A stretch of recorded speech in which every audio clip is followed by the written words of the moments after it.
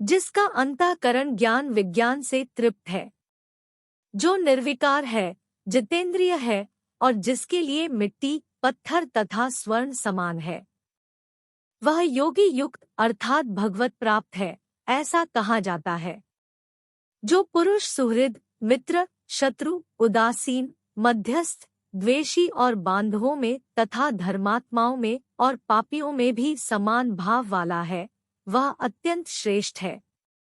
मन और इंद्रियों सहित शरीर को वश में रखने वाला, आशारहित और संग्रह रहित योगी अकेला ही एकांत स्थान में स्थित होकर आत्मा को निरंतर परमात्मा में लगाए। शुद्ध भूमि पर, जिस पर क्रमशः कुश, मृगछाला और वस्त्र बिछे हैं, जो न अत्यंत ऊंचा है और न अत्यंत नीचा, ऐसे अपने आसन को स्थिर स्थापन करके उस आसन पर बैठकर चित्त और इंद्रियों की क्रियाओं को वश में रखते हुए मन को एकाग्र करके अंतःकरण की शुद्धि के लिए योग का अभ्यास करे।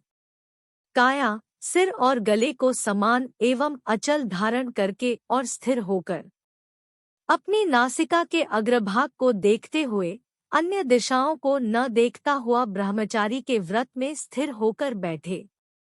भयरहित तथा भली भांति शांत अंतःकरण वाला सावधान योगी मन को रोककर मुझ में चित्त लगाता हुआ मेरे परायण होकर बैठे।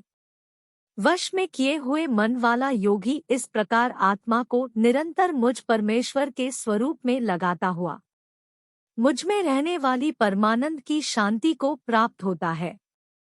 हे अर्जुन, यह योग न तो अधिक खाने वाले का और न बिल्कुल न खाने वाले का तथा न अधिक सोने वाले का और न बिल्कुल न सोने वाले का ही सिद्ध होता है।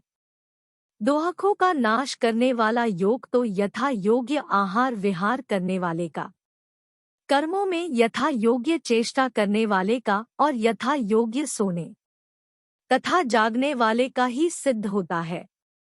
वश में किया हुआ चित्त जिस काल में अपने स्वरूप में ही स्थित हो जाता है और स्वयं संपूर्ण पदार्थों से इच्छा रहित हो जाता है, उस काल में वह योगी है, ऐसा कहा जाता है।